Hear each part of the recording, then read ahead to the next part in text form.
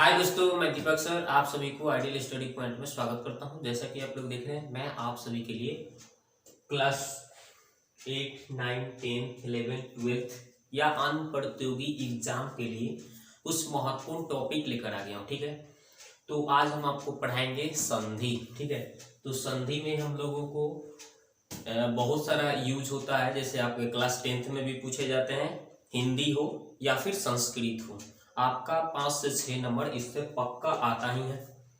ठीक है ना, ये तो कंफर्म है। और क्लास अगर 12th की बात करें तो 12th का एग्जाम में भी हिंदी का जो पेपर है ना 100 मार्क्स, उसमें भी आपका संधि से जरूर क्वेश्चन, 2-4 क्वेश्चन जरूर मिलेंगे। ठीक है, तो इसको हम ऐसा पढ़ाएंगे ताकि आपको एकदम थोड़ा सा भी प्रॉब्लम का कोई दिक्कत नहीं होगा। ठीक है ना, थोड़ा सा भी आपको प्रॉब्लम नहीं होगा।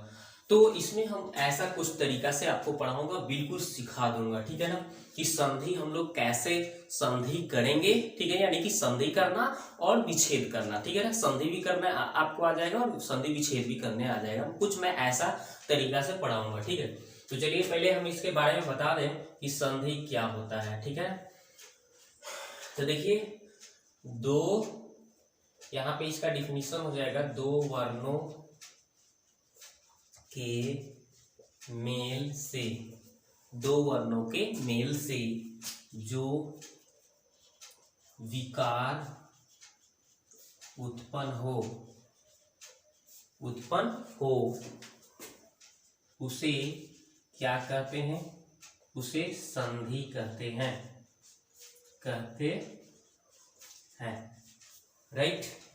तो दो वर्णों के मेल से जो विकार उत्पन्न हो उसे हम क्या कहते हैं? संधि कहते हैं। ठीक है ना, तो ये तो हमें पता चल गया कि संधि क्या है।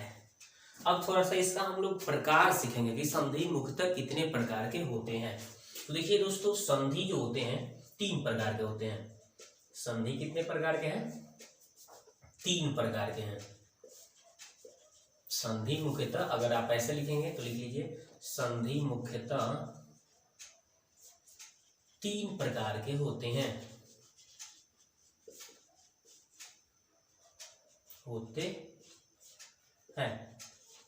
संधि कितने प्रकार के होते हैं? तो 3 प्रकार के। ठीक है ना, समझ में आया ना? कितने प्रकार के? जैसे देखिए कौन कौन हो जाएंगे। देखिए संधि, तो ये संधि में हम लोगों को 3 प्रकार बताया गया है। कौन कौन सा? तो एक तो होता है दोस्तों आपका स्वर संधि। स्वर संधि ये आपका पहला हो गया, स्वर संधि। दूसरा होता है दोस्तों व्यंजन संधि। ठीक है ना, कौन सा संधि? व्यंजन संधि होता है दूसरा। तो व्यंजन संधि दूसरा हो गया।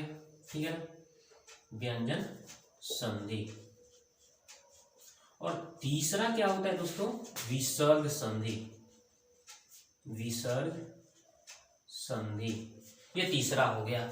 स्वर संधि, व्यंजन संधि, विसर्ग संधि। ठीक है ना, ये आपको पता होनी चाहिए। तो हम लोगों ने पढ़ा कि संधि क्या है। तो संधि दो वर्णों के मेल से जो विकार उत्पन्न हो उसे हम संधि कहते हैं। संधि मुख्यतः 3 प्रकार के होते हैं। 3 प्रकार ही होता है संधि का। कौन कौन सा? स्वर संधि, व्यंजन संधि, विसर्ग संधि। अब हम लोग एक एक करके पढ़ाई करेंगे। स्वर संधि क्या होता है, व्यंजन संधि क्या होता है, विसर्ग संधि क्या होता है, इसके बारे में अच्छी तरह से सीखेंगे। तो सबसे पहले हमें स्वर संधि के बारे में जानकारी ले लेना चाहिए। ठीक है, तो पहले हम इसके बारे में पढ़ाएंगे, फिर उसके बाद में ये इसके बारे में, फिर इसके बारे में आपको पढ़ाऊंगा। ठीक है, तो सबसे ज्यादा क्वेश्चन दोस्तों आता है स्वर संधि से। ठीक है ना, सबसे ज्यादा क्वेश्चन स्वर संधि, और इसी से क्वेश्चन ज्यादातर पूछते हैं। तो इसको अच्छी तरह से हम पहले पढ़ेंगे। ठीक है, उसके बाद व्यंजन और विसर्ग करके हम अच्छी तरह से आपको एक एक पार्ट बाय पार्ट करके वीडियो बनाकर आपको सिखा दूंगा। ठीक है ना, आप एक भी वीडियो मिस मत करिएगा, बस यही आपको ध्यान देना है। तो चलिए हम लोग पहले स्वर संधि के बारे में पढ़ते हैं।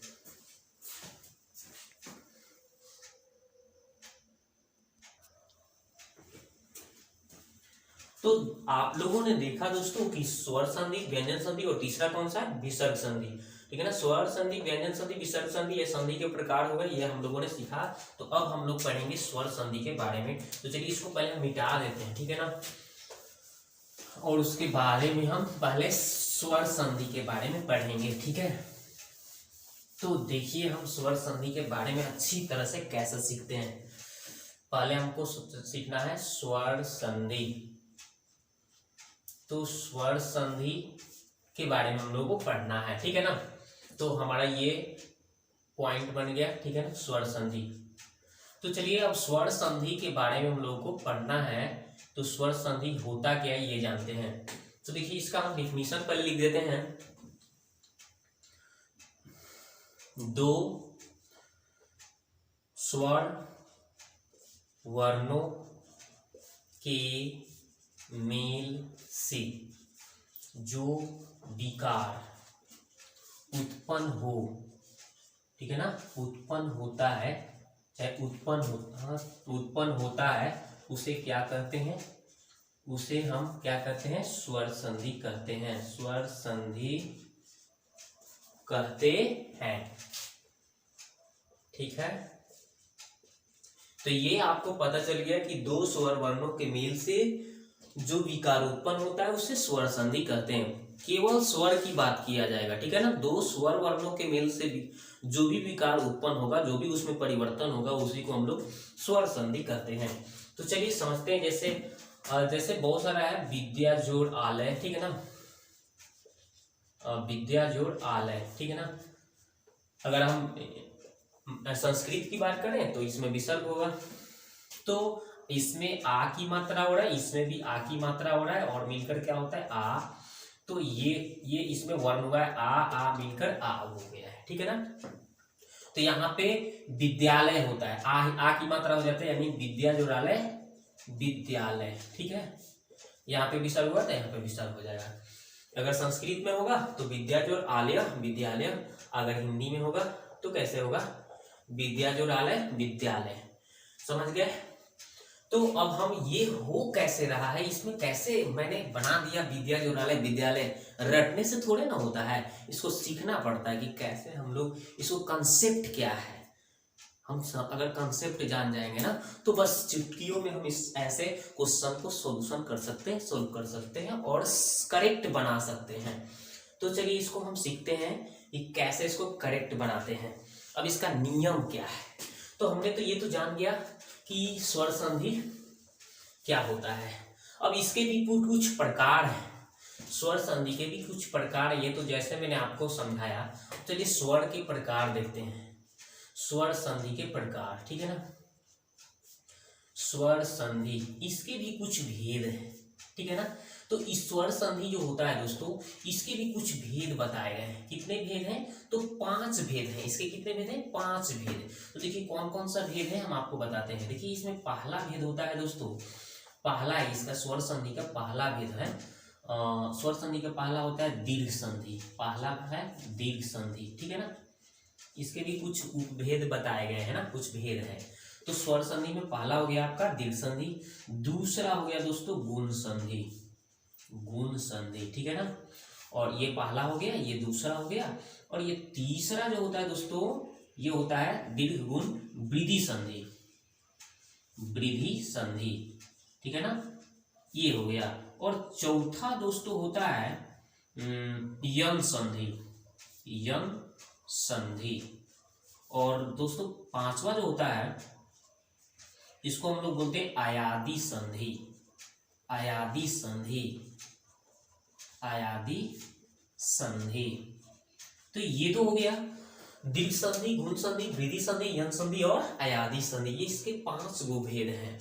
स्वर संधि के भी 5 उपभेद बताए गए। ऐसे मुख्य रूप से संधि 3 ही प्रकार के होते हैं, स्वर के भी, लेकिन स्वर के भी कुछ प्रकार होते हैं, वो जान लीजिए। इस स्वर संधि के 5 भेद होते हैं। कौन कौन भाई, तो दीर्घ संधि, गुण संधि, वृद्धि संधि, यन संधि और आयादी संधि। ये आपको याद रहना चाहिए कि स्वर संधि के कितने भेद हैं भाई, तो 5 हैं। कौन कौन भाई, तो दीर्घ संधि, गुण संधि, वृद्धि संधि, यन संधि और आयादी संधि। ये आपको याद रहना चाहिए, कहीं भेद भी पूछ सकता है और ऑब्जेक्टिव में, ठीक है ना। क्या गारंटी है कि कहाँ से पूछ सकता है। तो पूरा अगर मैं उसको जड़ से पढ़ेंगे ना, कंसेप्ट सीख जाएंगे ना, तो कैसे भी क्वेश्चन घुमा के देगा हम उसका जवाब दे सकते हैं, ठीक है। मेन हमें कंसेप्ट सीखना है।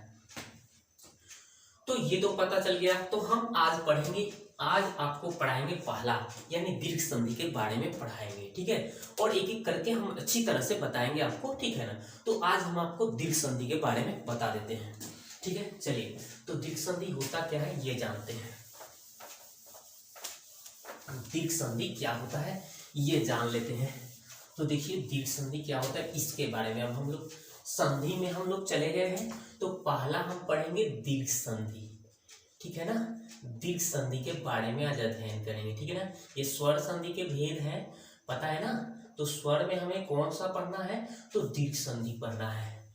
तो दीर्घ संधि होता क्या है इसका भी डिफिनीशन चलते हैं, देखते हैं, ठीक है ना। तो मैंने एक छोटा सा डिफिनीशन बनाया है, बहुत ही अच्छा तरीका से, बेहतरीन तरीके से आप देखेंगे। दो ह्रस्व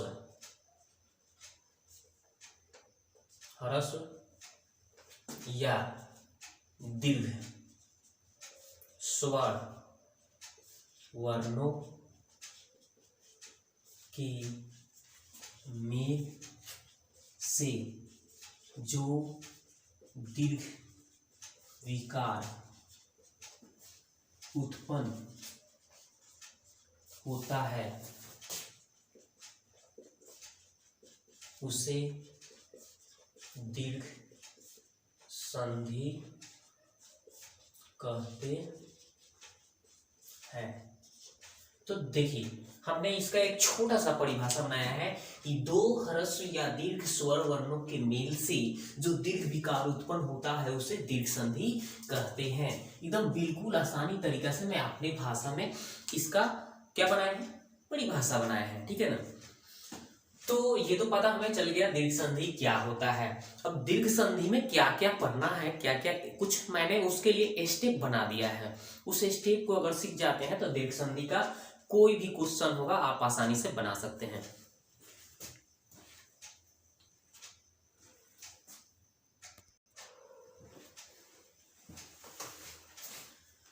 तो अब देखिए दोस्तों इसका तो हम लोगों ने डिफिनीशन जान लिया। अब इसमें कुछ स्टेप बताए गए हैं वो जानते हैं। अगर आप स्क्रीनशॉट लेना चाहेंगे तो आप ले सकते हैं, ठीक है।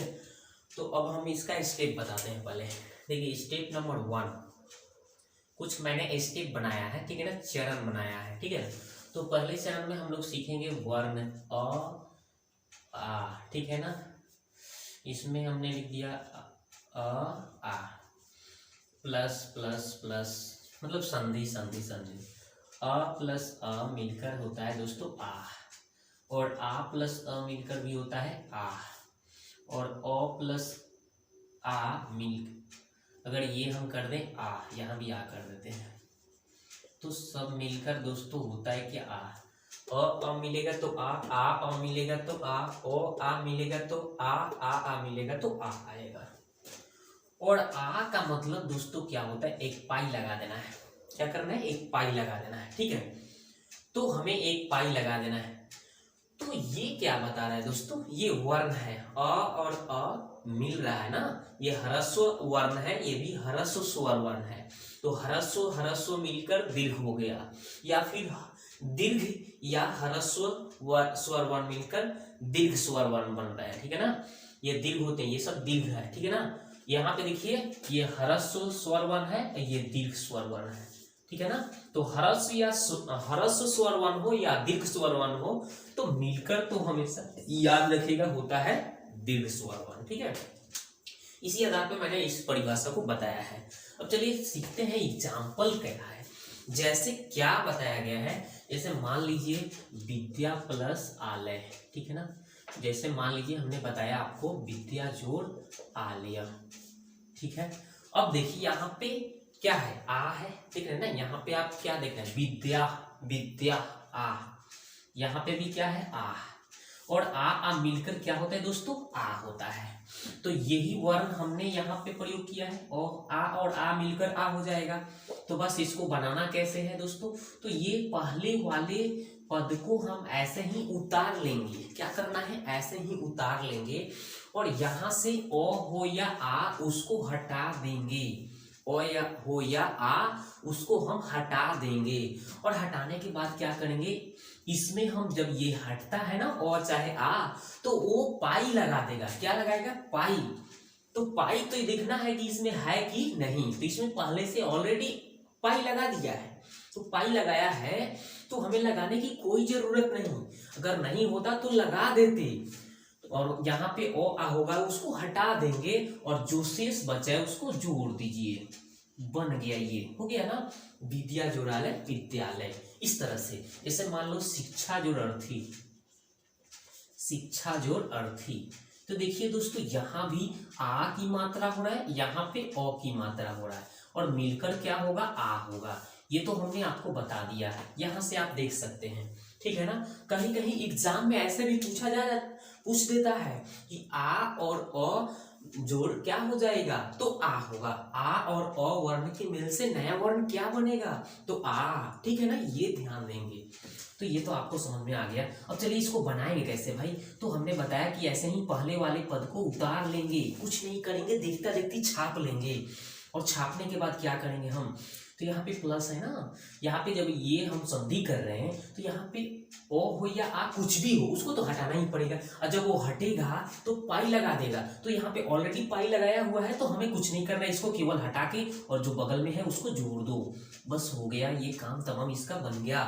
यानी शिक्षा जोड़र्थी शिक्षार्थी, ठीक है ना, विद्या जोड़र्थी विद्यार्थी। आपको समझ में आ गया होगा। इस पर बहुत सारे आप एग्जाम्पल लेकर बना सकते हैं, जैसे शिव जोड़ आलय, ठीक है ना, शिवालय, शिव जोड़ आलय शिवालय, जैसे शिव लिख दिया। अब यहाँ पे देखिए दोस्तों पाई नहीं है तो क्या करना है, आपको पाई लगाना पड़ेगा ना। यहाँ पे अ की मात्रा आ की मात्रा, अ की मात्रा और आ की मात्रा आ आएगा, ठीक है ना। आ के मतलब एक पाई लगाना है, तो पाई लगाना है तो यहाँ पे पाई नहीं है तो पाई लगा दो, यहाँ पे अ होगा हटा दो और जो बच गया उसको जोड़ दो, बन गया ना शिवालय, शिव जोड़ालय शिवालय। आशा करता हूँ कि ये आपको कॉन्सेप्ट समझ में आ गया होगा। अब इस पे बहुत सारा क्वेश्चन आते हैं, आप उसको प्रैक्टिस करिए, बनाइए, और बनाने से आपको क्या हो जाएगा, बनाने आ जाएगा, ठीक है ना। ये रूल आपको याद रखना है। स्टेप नंबर 1 हो गया। स्टेप नंबर 2 देखते हैं अब, ठीक है ना। स्टेप 1 पहला हो गया हमारा, स्टेप 1 क्लियर। इस पर आप, इस आधार पर आप क्वेश्चन अगर होगा तो आप बना सकते हैं, ठीक है ना। अब चलिए स्टेप नंबर 2 देखते हैं, इसको मिटा देते हैं, ठीक है ना, और स्टेप नंबर 2 देखते हैं, ठीक है। तो स्टेप नंबर 2 क्या है भाई, तो इसी में स्टेप कुछ हमने बनाया है। स्टेप नंबर 2 यहाँ पे ई, ठीक है ना, यहाँ पे मैंने लिख दिया छोटी छोटी मिलकर हो गया बड़ी ई, छोटी बड़ी ई मिलकर हो गया बड़ी ई, बड़ी ई छोटी ई मिलकर हो गया बड़ी ई, बड़ी ई प्लस बड़ी ई मिलकर हो गया बड़ी ई, ठीक है ना। यानी दीर्घी, छोटी छोटी दीर्घी हो रहा है। दीर्घ ई का मतलब होता है दीर्घहीन, दीर्घ ई का मतलब होता है दीर्घहीन लगा देना है, ठीक है ना।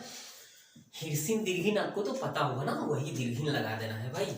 तो चलिए अब एग्जाम्पल समझते हैं। जैसे कोई बोलता है दोस्तों श्री प्लस ईसा, ठीक है ना, श्री जोड़ ईसा, कब, तो कैसे बनाएंगे भाई। तो देखिए ना यहाँ पे दीर्घ ई है तो यहाँ पे दीर्घ ई की मात्रा हुई है और प्लस यहाँ पे दीर्घ ई का मात्रा, तो मिलकर क्या होगा भाई, तो दीर्घ ई बनेगा, बनेगा ना, यहाँ से दीर्घ ई होगा। तो ये तो हमें पता चल गया। अगर पूछेगा कि कौन कौन सा इसमें वर्णों का मेल हुआ है तो दीर्घ ई, ठीक है।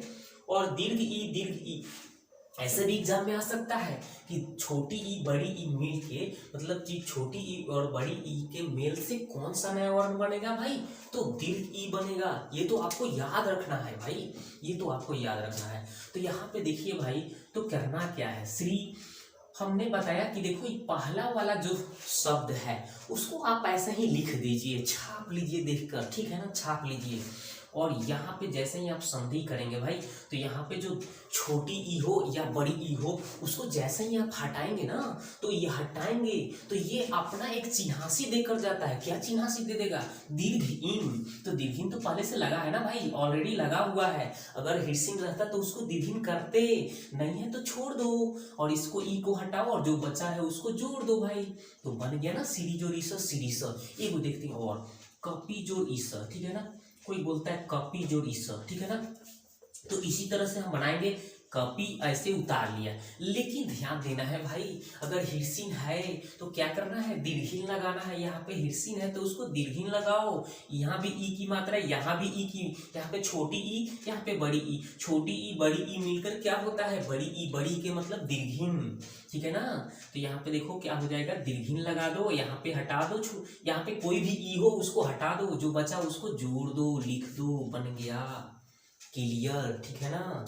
इस तरह से आप बना सकते हैं। जैसे एक और देखिए, पड़ी प्लस इच्छा, पड़ी जोड़ इच्छा कैसे बनेगा भाई, पड़ी जोड़ इच्छा कैसे बनेगा, देखिए ऐसे बनेगा। पड़ी हिरसिन दिख रहा है, ई पड़ी ई मिलकर बड़ी ई, तो बड़ी ई के मतलब दीर्घिन लगाना है, याद रखेंगे। हिरसिन दिख रहा है आपको तो दीर्घिन लगा दीजिए। हिरसिन अगर दीर्घिन है तो हमें कुछ चेंज नहीं करना, ई को हटाओ, बगल वाला जोड़ दो, बन गया ई। अब तो यहाँ पे ई हटेगा ना, ये ई तो खत्म, तो ई खत्म तो क्या बचा भाई, अच्छा है ना, पाई लगा है। तो परीक्षा का ऐसे होगा, परिजोड़ इच्छा परीक्षा, ठीक है ना। ये ध्यान दीजिएगा, परिजोड़ इच्छा परीक्षा में बहुत ही सब काम करेगा, ध्यान देना है परीक्षा में। तो ये हम परीक्षा के व्यू से आपको पढ़ा रहे हैं, इसको ऐसा पढ़िए, ऐसा सीखिए कि फिर लाइफ में ऐसा प्रॉब्लम ना आए। संधि में कोई पूछे कहीं से भी तो कोई हेजिटेशन, कोई दिक्कत ना आनी चाहिए ऐसे, इसीलिए मैं इतना समझा रहा हूँ, पढ़ा रहा हूँ। हमने 2 स्टेप सिखाया, इसमें 2 स्टेप और होते हैं दोस्तों, चलिए वो भी 2 स्टेप सीखते हैं। ये तो हमने सिखा दिया आपको, ठीक है ना। जैसे ही मेरा सब स्टेप खत्म होगा उसके बाद मैं आपको दूंगा 10 क्वेश्चन बनाने के लिए, प्रैक्टिस करने के लिए। चलिए स्टेप नंबर 3 देखते हैं भाई। स्टेप नंबर 3 क्या कहता है, कहता है कि छोटा ऊ मिलकर होता है बड़ा ऊ, छोटा ऊ बड़ा ऊ मिलकर होता है बड़ा ऊ, बड़ा ऊ छोटा ऊ मिलकर होता है बड़ा ऊ, बड़ा ऊ मिलकर होता है बड़ा ऊ। ये तो हो गया भाई। ये बड़ा ऊ का मतलब बारजून लगाना है, तारकुन दिखेगा तो बारजून लगाना है, और नहीं देखिए कैसे, अब एग्जाम्पल से समझते हैं भाई। तारकुन तो आपको बुझाता होगा ना, ऐसे तारकुन लगता है, ऐसे बारजून लगाता है, तो अगर तारकुन होगा तो ऐसे बारजून लगाना है। क्या करना है, कुछ नहीं, बहुत आसान है दोस्तों। इसको मैं ऐसा सिखा दूंगा आपको कि फिर लाइफ में कभी प्रॉब्लम नहीं होगा। चलिए समझते हैं। जैसे मान लीजिए लघु जोड़ उर्मी, लघु प्लस उर्मी, ठीक है ना। लघु जोड़ उर्मी बताया, तो लघु जोड़ उर्मी कैसे बनेगा भाई, कैसे बनेगा, यहाँ देखो लघु जोड़ उर्मी है ना, यहाँ पे तारकुन दे रहा है, यहाँ भी ऊ की मात्रा, यहाँ भी ऊ की मात्रा, ऊ की मात्रा आएगा तो बड़ा ऊ हो जाएगा, और बड़ा ऊ के मतलब बारजून। ये पहला वाला शब्द लिख लो। यहाँ पे अगर कोई कहता है कि कौन कौन सा वर्ण मिला है भाई, तो वर्ण की बात करें तो यहाँ पे देखो तारकुन है यानी छोटा ऊ, यहाँ पे बारजून, यहाँ पे देख रहे दीर्घ ऊ लगा ही है, तो ये मिलकर क्या होगा, दीर्घ यू होगा, ठीक है ना, ये बनेगा। वर्ण की बात कीजिएगा तो ऐसे आप वर्ण निकाल सकते हैं।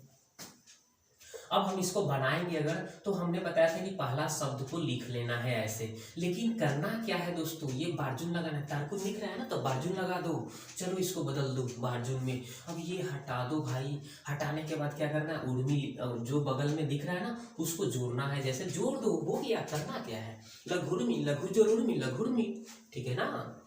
तो इस तरह से मनु जोड़ उत्सर्ग, मनु प्लस उत्सर्ग, मनु जोड़ उत्सर्ग, ठीक है। अगर ऐसे बोलता है कोई तो बस वैसा ही, म यहाँ पे तारकुन दिख रहा है, बाजू लगाओ, यहाँ से ऊ हटा दो, और जो शेष चीज है उसको लिख दो, उतार दो ना भाई, मनुत्सर्ग, ठीक है ना। भानु जो उदय, ऐसे भी हो जाएगा, भानु प्लस उदय, ठीक है ना। कैसे बनाएंगे भाई, तो तारकुन दिख रहा है, बारजू में बदल दो, द, ये तो ऊ हट जाएगा, याद रखेंगे, द य, भानुदय, भानु जो उदय, भानुदय। इस तरह से आप बना सकते हैं। ये चलिए स्टेप नंबर 3 क्लियर हुआ है, हटाइए इसको। अब ऐसे आप प्रैक्टिस करते रहिए, सीखते रहिए। बिना प्रैक्टिस के आप सीख नहीं सकते हैं, इसलिए आप प्रैक्टिस करते रहेंगे, ठीक है ना। Practice makes a man perfect, ये तो आपको पता होगा अगर इंग्लिश पढ़े होंगे तो। Practice makes a man perfect, अभ्यास ही आदमी को पूर्ण बनाता है, ये तो आपको कंसेप्ट याद रखना पड़ेगा। चलिए ये स्टेप नंबर 4 देखते हैं। क्या स्टेप नंबर 4 हमने बनाया है, तो ये लास्ट ही है, लास्ट स्टेप है दोस्तों। यहाँ पे देखिए छोटा री और छोटा री मिलकर होता है बड़ी री, आप कहिएगा छोटी री बड़ी री ये कहाँ से आ गया भाई? तो चिंता नहीं करना, दो री होते हैं, छोटी री और बड़ी री। देखिए छोटी री कैसे रहता है, इस तरह से एक बार कर दिए छोटा री हो गया, इस बार दो बार ऐसे कर दिए बड़ी री हो गया, तो बड़ी री डबल। यहाँ पे बड़ी री ऐसे होगा और ये छोटी री एक बार किया तो छोटी री हो गया, और यहाँ पे बड़ी री हो जाएगा। अगर मान लीजिए एक बार और बड़ी री कैसे लिखना है, डबल ऐसे कर देंगे बड़ी री हो जाएगा, यहाँ पे डबल लिख देंगे बड़ी री, यहाँ पे डबल लिख देंगे बड़ी री। तो आपने सीखा, क्या सीखा कि छोटी री छोटा री छोटी री मिलकर बड़ी री, छोटी री बड़ी री बड़ी री, बड़ी री छोटी री बड़ी री, बड़ी री छोटी री, सॉरी बड़ी री। तो बड़ी री का मतलब क्या होता है दोस्तों, डबल। क्या डबल दिख रहे हैं यहाँ पे ऐसे किए, डबल डबल कर देना है। और सिंगल का मतलब एक बार ऐसे होगा तो आप ऐसे दो बार कर देंगे। करना क्या है, एक बार है तो दो बार कर देंगे। अरे एक एक मिलकर दो, एक बार एक री मिलकर डबल री, यानी एक बार ऐसे दिखना है, एक एक मिलकर जैसे दो हो रहा है ना, एक एक दो, तो वही एक है तो दो कर देना है भाई। करना क्या है देखो कैसे समझते हैं, ये भी तो कुछ ट्रिक वाली बात हो गई। चलिए एग्जाम्पल से समझते हैं, जैसे मातृ प्लस रीनम, ठीक है ना, मातृ जो रीनम, ठीक है, ये पहला वाक्य हो गया, पहला शब्द पहला हो गया। दूसरा अगर लेते हैं होत्री प्लस रीनम, ठीक है ना, होत्री प्लस रीनम। एक और होता है तीन ही, इसमें तीन ही एग्जाम्पल ज्यादातर होते हैं, ठीक है ना। पितृ जो रीनम, पितृ जो रीनम, ठीक है ना। बस यही तीन ठो देखिए आप बनाने आ जाएगा आपको। तो देखिए यहाँ पे पहला वाला चीज को आप ऐसे ही छाप लीजिए, छाप लिए ना, लेकिन यहाँ पे देख रहे हैं कई एक बार है ना, तो हमने क्या बताया, डबल करना है भाई, डबल कर दो इसको, डबल ऐसे। और री है तो इसको हटा दो, न मातृ जो रीनम मातृनम ऐसे ही बनाना है, तो क्या दिक्कत है इसमें, देख रहे हैं सिंगल है तो डबल कर देना है भाई। होत्री प्लस रीनम तो होत्रीनम डबल कर दो भाई, री हटा दो यहाँ से, न होत्रीनम बन गया। इसको भी चाहेंगे तो वैसे ही बनाएंगे, पी यहाँ पे सिंगल दिख रहा है ना, डबल कर दो, री हटा दो, कोई भी री हो इसको हटाओ, आई न अमा है तो न अमा लिख दो। क्या लिखा गया, हो पितृनम, मातृ जो रीनम मातृनम, होत्री जो रीनम होत्रीनम, और पितृ जो रीनम पितृनम। चलिए हमारा दीर्घ संधि समाप्त, दीर्घ संधि समाप्त, यहीं पे हमारा वीडियो भी समाप्त, ठीक है ना। तो अगर आपको ये वीडियो अच्छा लगा तो इतना लाइक करिए, इतना शेयर करिए, ताकि मैं इसके लिए आगे की वीडियो एकदम लाइन बाय लाइन करके आपके लिए लाते रहूं। बस दबा के शेयर करिए, इतना शेयर करिए, इतना लाइक करिए ना, कि आपके लिए इस तरह से ऐसा ऐसा वीडियो बनाऊं कि आप एकदम घर बैठे ही सीखते रहें, एकदम कहीं जाने की कोई ज़रूरत नहीं, ठीक है। तो वीडियो को देखने के लिए आपको बहुत बहुत धन्यवाद, मिलते हैं नेक्स्ट वीडियो में।